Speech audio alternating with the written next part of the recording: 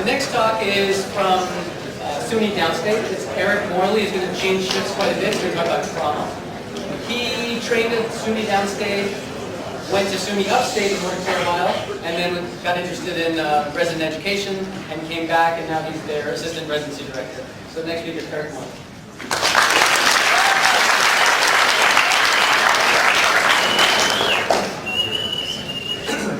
Great. I think this is a great event. I'm really happy to be here. Thank Dr. Shaw for putting this together. And today we're going to be talking about peripheral vascular trauma.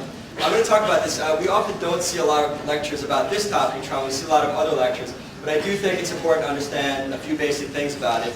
We see a lot of extremity traumas. A lot of these patients, if a vascular injury is missed, there's potential for high morbidity. And I think one thing that goes along with the theme of what we're talking about today is your physical exam. What you see in front of you is going to determine a lot of what you do, rather than a lot of other trauma topics where the pan scan seems to be dominating a lot of what we do. I think it fits very nicely with what we're doing today. So because we have about 20 minutes to cover our topic, we're going to keep the objectives pretty simple. I want to make sure that junior people really know the certain really important physical exam findings like hard signs and soft signs, what that means to you. We're going to spend probably the bulk of the evidence-based portion of this talk talking about ABIs and APIs, how you use them, maybe the evidence or the lack of evidence that supports using them. And then finally we end, and I'll just tell you that CTA is probably the imaging modality of choice if you decide you need to image somebody. So when we talk about peripheral vascular injuries, we're really talking about trauma to major vascular structures distal to the delta pectoral groove and below the inguinal ligament. So we can get peripheral vascular injuries all different ways. Penetrating injuries from stab wounds and gun wounds, we see quite a bit at Kings County. Displaced fractures, dislocation of the knee or elbow, major crush injuries, and dog bites are commonly cause vascular injuries as well. So traditionally, a lot of the workup that we sort of read about in the 90s and so on how people approach potential vascular injuries was developed from what we learned during World War II and the Korean War, where really high velocity missiles or rifle wounds were causing major vascular injuries, even without direct trauma to vessels. And that mandated that surgeons went in, explored the injuries, or did arteriography because there was a high incidence of injuries. Today we're finding that with the small caliber pistols and stab wounds that we're seeing, that these are much lower energy wounds and we are not seeing as many injuries. And there's a fairly high complication rate with arteriography, and it may not be so useful to screen everybody with we'll talk about a proximity injury with an arteriogram. So just briefly, there are several types of injuries you can have. There's occlusive injuries, which include thrombosis, which you can actually see within a few hours of your injury to many months later. You have transection, partial and full transection, and reversible spasm. When you see this patient in the emergency department, these guys will show up with diminished pulses or absent pulses, and these will probably be the easier group to detect by your physical exam. Alternatively, you have non-occlusive injuries, which include atriovenous fistulas. Sometimes these might not see these on exam. The problem is that over time they can expand, and you can actually have so much shunting of blood from the arteries to the veins that you actually have distal ischemia. You can also get pseudoaneurysms. Again, they could be pretty innocent looking initially, but as time they can expand, you can get compression of peripheral nerves, other structures in the arm or the leg, and ultimately they can actually form thrombi that embolize and cause distal ischemia. So although that's not common with these minor injuries, it can happen up to several months after the injuries occur. Intimal flaps are very common in high energy wounds like major crush injuries or shotgun injuries or high velocity rifle injuries that you might see in a hunting accident today. And these, although most of them resolve with no intervention, some of them will go on to develop thrombi that can cause occlusion many months after the injury. So although a lot of these don't initially present with showing badness or an ischemic limb, there is potential down the road to have problems. So it's important if you have an ischemic limb that you detect this injuries quickly. Within 6 hours, 10% will have irreversible injury, and at 90% 12 hours. So if you think you have an ischemic limb in front of you, you need to act quickly. I think we'd all do that. So the first case, we have a 23-year-old female. She was drinking quite a bit at a New Year's Eve party. She stumbled, put her arm through a glass table, and she has a large laceration at the end of the pupil fossa, and you feel like she has no radial pulse when you go examine her quickly. I think everybody would recognize she probably has a vascular injury. I think that's not a surprise. And what we would call this a hard sign of vascular trauma. So the other hard signs are pulsatile bleeding, audible bruit or palpable thrill, expanding hematoma, or the P of ischemia. Pulselessness, pallor, paresthesia, paralysis, coolness of limb, or pain on passive movement. Now it's important to know these hard signs because quite a few of them actually have major vascular injuries. about 60%. You may read some review articles or texts that tell you they have up to 90% major injuries. And really, you should be thinking as an ED physician, hard sign equals OR. I think we all probably know that part. That means if you're in a community center, you're not going to take the time to do a CTA, see what's going on, and then send them a couple hours later. Get on the phone with a vascular trauma surgeon and transfer that patient. Same thing in your ED, you're going to call your trauma team immediately. So case 2 gets a little more complicated. It might not be as clear, and the evidence is a little sort of not clear who gets what kind of workout. So we have a patient who had 2 separate injuries. So you have a 20-year-old guy who comes in with 2 gunshot wounds. The first is just proximal to the right elbow, over the lateral aspect, several centimeters proximal to the elbow. He has an exit wound that we couldn't quite take a picture of because he was in his pain. That is sort of at the medial aspect, maybe 1 or 2 centimeters just proximal to the elbow as well. And you're concerned because you think maybe the brachial artery sort of passes somewhere nearby there, and you're concerned about that. So just show of hands. Oops, sorry. How many people would do a CTA on this patient? Maybe, I'm starting to get some hands, maybe like 30 or 40 people. How many patients would do nothing for this patient if I told you this patient had no hard signs? So I don't see anybody that would do nothing. How many people maybe would do ABIs or arterial pressure index in this patient? And I see about 50-50 who would do one or the other, which is good, because that's actually the heart of what I'm talking about today. And that proves a lot of what's out in the literature. We have a second injury in this patient. He has a gunshot wound to the lateral thigh, and you don't see an exit wound, but for the picture on the right, I don't know if it comes up as clearly here, but you can see that his right thigh is significantly larger than his left thigh, right? And so what this patient is demonstrating is he has 2 of what we call soft signs of vascular trauma. You also can see that he has a displaced fracture of the femur. So the soft signs, this thing's actually really sensitive. Soft signs of vascular injury include proximity to major vessels, which I think in our first patient would all agree that the brachial artery and the profunda brachii sort of pass in close proximity to that injury. Large non-pulsatile hematomas are included. Diminished pulse, but still present, but diminished as compared to the other extremity. Isolated peripheral nerve injuries, decreased calculated refill, any severe bleeding or hypotension at any point, and some texts will include knee dislocation and anterior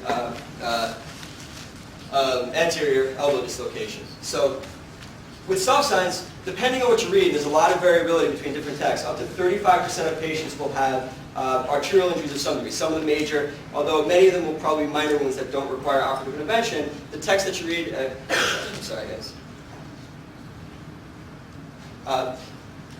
Traditionally, all these wounds got arterial angiography. Some will go on to get CTA, but as sort of the literature evolved, arterial brachial index or the arterial pressure index have been used to work these patients up instead of imaging. So I think I want us to go back for a second and talk about what a proximity injury is, because that's what a lot of the literature focuses on. These are injuries that occur in close proximity to a major vascular structure. And when you read the literature, some include 1 centimeter, some say 5 centimeters, say some 1 inch. So take your pick depending on the study you look at. But it's really any wound that has an entrance or an exit close to a vascular structure, or if you can predict the trajectory of that wound past the major vascular structure. That's what we call a proximity injury. And this is really where management has evolved over time. And this is involved because there's several studies that look like this, and I'm not going to bore you by going through a whole bunch of studies, but this one I think sort of has a nice table that shows what we're dealing with. So this study looked at penetrating injuries 1 centimeter from vascular structures. All the patients are otherwise asymptomatic, no hard or soft signs, and they performed 160 arteriograms.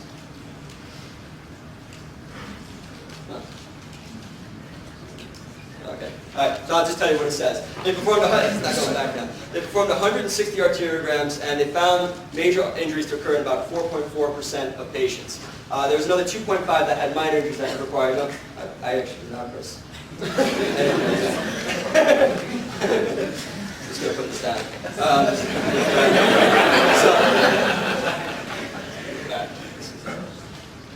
Anyway, so. And then if you know the rate of injuries from, anyway, I don't know what's going on here. What's that? You might have clicked something on. Anyway, so there's, you have a pretty low incidence of injuries, and from gunshot wounds and stab wounds, they had about 2 to 3% injuries, and from, when you do arteriography, you have about a 3% rate of injuries from your arteriogram itself. So people said, let's not just do arteriograms on all these patients, maybe there's a better way. And it's, can we use ABIs for these patients? That's perfect. And so really they started doing this because of the work they did on peripheral vascular disease, and they found that patients with peripheral vascular disease you could reliably find occlusion by using ABIs. So they started doing this in trauma patients, thinking that, well, if we could predict, I don't know, maybe it's just if you could predict occlusion in patients with peripheral vascular disease, then you can probably predict occlusion in patients with trauma. So how you do the ABI, if you read different papers, the ABI is done a little bit differently in every single paper you read, and you'll find some variability there. But simply, you take a blood pressure cuff and a Doppler pulse, handheld Doppler. You find the brachial pulse. You apply the blood pressure cuff just proximal to the elbow. You blow the blood pressure cuff up to 20 millimeters past the point where you lose your Doppler pulse. Then you deflate the cuff, and the point where you start hearing your pulse again is your systolic pressure in the unaffected limb. And then you do the same thing with the cuff distal to the ankle. You measure both the dorsalis pedis and the posterior tibialis pulse the same way. The lower of the two numbers is your systolic blood pressure in the affected limb. And so here again is the formula below, and you can see in the trauma patient you may or may not be able to put the cuff if you're comparing arms, you may not be able to place it proximal. So when we talk about arterial pressure index, you can see in the unaffected limb you'll be measuring the radial pulse in the arm, and that's what most of the studies do. In the affected limb you'll do something very similar. In the arm you measure the radial pulse, but at the same time in a patient who's injured, you'll occlude the ulnar artery to prevent collateral flow from giving you a false negative. You'll then do the same measurement on the ulnar artery while occluding the radial artery, get that measurement as your systolic pressure in the affected limb. The lower of the two numbers is the one that goes into your equation to make the test more sensitive. Right? You want to prevent collateral flow from giving you a false negative. Okay? In your equation, systolic pressure in the affected limb over unaffected limb is your arterial pressure index. So if you read a major review on peripheral vascular trauma, most of them will cite the next two studies and why we probably use arterial pressure index to rule out a lot of injuries in patients who have soft signs or proximity injuries. The first one, 1991, was Lynch et al. And Adams and Surgery. They looked at 100 patients. They excluded patients with hard signs. So this is patients, if you kind of piece together their method section, they probably included everybody with soft signs and proximity injuries. They used 0.9 as a cutoff. They had 23% of the patients were injured. And in this study, it performed pretty well. They had a negative likelihood ratio of 0.13 for all injuries. For operative injuries, it was 0.05. And the positive likelihood ratio is 31.7. We know a good test probably has a negative likelihood ratio somewhere around 0.1. So in this study, it looks like it performed quite well. The next study, the same group looked at another 100 limbs. They had a 21% injury rate. It didn't perform quite as well. In this study, the negative likelihood was 0.24, and which is sort of a moderately, it was a decent test. And from these two studies, this is what made the recommendation that we perform these tests in a lot of patients. Finally, another study that I think was done much better was in the American Journal of Emergency Medicine, and this was in 1996. They looked at patients only with proximity injuries. All patients with hard or soft signs were excluded, and they had 323 patients, a lot larger than the other studies. Again, used the cutoff of 0.9, and in their study they had an injury rate of about 12.4%. I think what's really nice about their study is they decided to not just say, lump all the patients together and just produce the sensitivity and specificity. They actually broke the patients down in what types of injuries they had a little more than any other study. And what they found is for proximal injuries, we all of a sudden see that the likelihood ratio is not so good. It's 0.72. And even for operative injuries, you can see it's 0.56. So I don't know, to me that's not really an adequate test. However, for distal injuries, and what they call distal is anything below the elbow or the knee, anything distal to the elbow or the knee, it does still perform quite well. The negative likelihood ratio 0.04.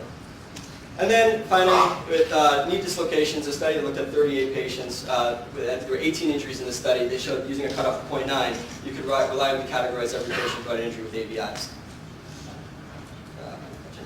Okay, so the bottom line is proximal injuries may be missed with ABI and API alone. And this is largely due to the great collateralization you have very proximally. And profunda brachii and profunda femoris in particular don't have distal pulses that you can measure. So injuries to these vessels will not be, but you can't pick these injuries up by using ABIs. But it looks like it's good for distal injuries. Okay? Traditionally, if you felt like you needed another test, the angiography was the gold standard for how these patients are worked out. 1 to 3% complication rate does occur with this procedure, and we see that that's sort of approaching the rate of injuries that we actually have in this patient population. And the main complication is actually pseudoaneurysms at the site of puncture. So you're actually causing arterial injuries to detect arterial injuries. I'm not even really sorry. So this can be. So CTA has been replacing angiography, and I think at most centers, especially when people here, I would imagine most people aren't getting arteriography for the patients. The con, you can't perform an intervention when you find an injury. You have to give a radiation dose to the patient, and metallic fragments will actually cause scattering, and you won't be able to actually look at your vessel if there's a bullet fragment right near the vessel. The pros, you can look at surrounding injuries, which may be great for major crush injuries to characterize fractures and so on, you can get these tests very quickly. So you can send your patient off the CAT scan, get your study, have a lot of information within a few minutes. Very quickly, I'm not going to go through every study here. If we look at everything that's been done, we see, this is like speeding up on me here, we see that we have, it performs, something was said on this, I apologize. But I'll back up for the most important slides. Anyway, CTA works fine. If you have a scanner that's 16 slice or better, you're good. And I don't know if anybody here has a scanner that's not as good as that. We have better scanners in Kings County, so I'm sure that all of you have better scanners. All right, so I just stop this and maybe it's on the person or something like that. So I'm just going to go through some algorithms here. Since we're on this slide, I'll skip to soft signs of proximal injuries. This is probably the most controversial area, and so we'll spend time, so we'll go back to distal injuries after. So if you have a patient with soft signs of vascular trauma, my opinion is a lot of them really should go right to CTA. Now you'll see Dr. Shah has a chapter in Dr. Lagome's textbook that actually talks about crush injuries, and he recommends APIs. And the next chapter on peripheral vascular injury, they recommend doing CTA for proximal injuries. And I think, let me just end this and sort of get back to this slide. Sorry. Because this isn't working. So let me just stay on the slide. Sorry, guys. I apologize. I'm not sure why this is. Maybe it's in rehearsal mode. It got clicked probably accidentally. So if you have proximal injuries and you have it, I recommend going to CTA first. If it's negative, they can be DC'd home. You don't have an injury. If it's positive, they go to OR angiography, and some injuries may be observed. Even some minor injuries may be DC'd home for outpatient follow-up. Alternatively, you can use APIs. And if your API is less than 0.9, they need to get another definitive test like a CTA. If it's greater than 0.9, they get 12 to 24-hour ALBs or very early outpatient follow-up, depending on what you read. Now, the caveats to this, I think, if you're dealing with proximal injuries, anything that's high energy, if you get high energy wounds by history, they have much more higher likelihood of causing indirect trauma, causing intimal flaps and injuries that you have to worry about. The more proximal you go, the better the collateral flow is, and the more likely you are to miss an injury. And I think if you're going to use APIs alone, or APIs, I think that's acceptable. It is supported by a lot of major review articles. You have to make sure that your patient has excellent follow-up. You may even want to admit them for 23 hours for observation, and you have to be sure that they're going to come back and that they can understand discharge instructions to the point where they'll come back at any sign of injury.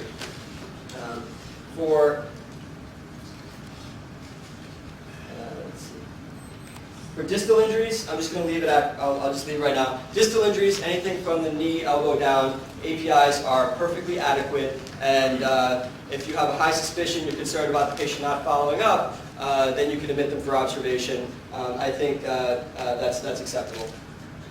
We're going to go through this for the last slide too.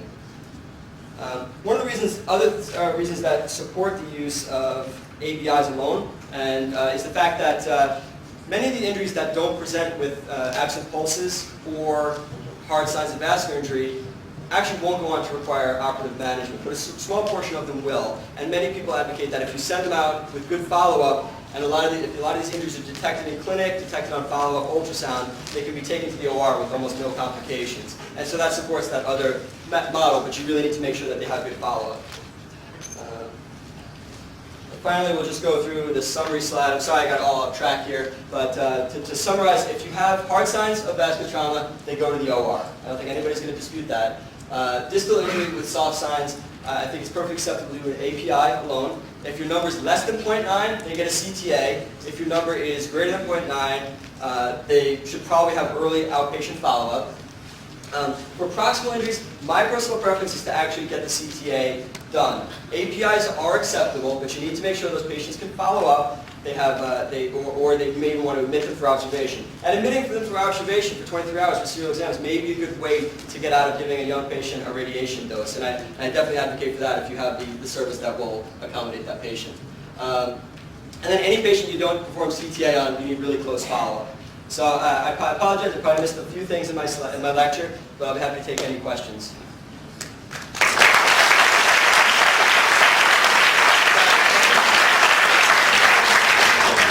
So Eric, you sort of breezed through the ABI right at the beginning of the sort of AV meltdown. Can you just talk about the radial and ulnar one more time? Yeah, so, I apologize. So, the reason why I discussed getting a radial and an ulnar pulse is this is the way they do it in a lot of the studies that look at this, is if you look at only one of the two arteries, you have good collateralization through the palmar arches. So if you only look at the radial and you're getting good flow through the ulnar, you actually may miss an injury and have good flow. So you occlude the ulnar while reading the radial, occlude the radial while getting the ulnar, and you take the lower of the two numbers, and that's what you plug into your equation.